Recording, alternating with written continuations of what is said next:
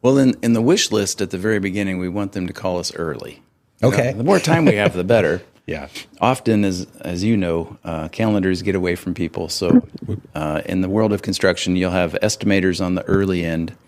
And sometimes we get in at that point, and that's nice. The estimator then leads us to the project manager that might then lead us to the site superintendent. But often what happens is the site superintendent is the one on point going, we got to start cleaning next week. And probably 80% of our calls start like that. So they're in an immediate need.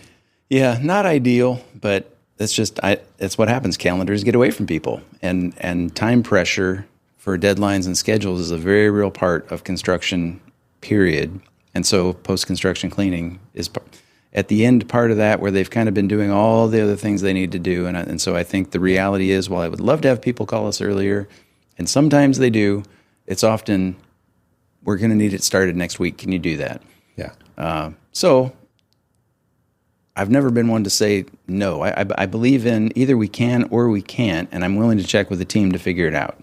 Okay. So we kind of start with that. And then we've been able to build other processes within the company framework to facilitate post-construction cleaning at a higher level because we've been doing more of it. So now I have team players that is their skill set, and we know kind of who we can put on the job right away. If to name names, you go, boy, is Jose ready? Is Eddie ready? Can we send them out on site? Can we get them a support team? I think I need about.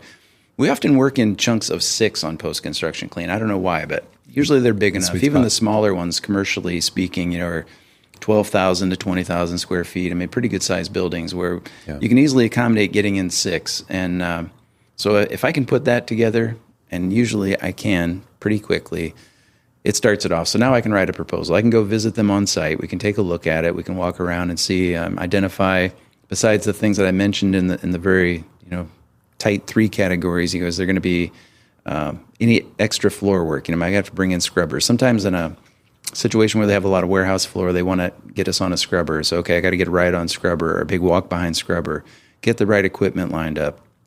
The windows, what are we looking at here? Is there a lot of crazy architecture that's going to be more difficult than just a very straightforward, single level, flat surface? Power washing, if you just need to even clean the sidewalks off, the adjacent sidewalks afterwards. These are things that can get added into a post-construction clean pretty quickly. Again, bringing them up when we're on site is perfect, where they may already have it covered, they may do it themselves, but we're having that conversation, and it often leads to, oh yeah, can you guys scrub my floor?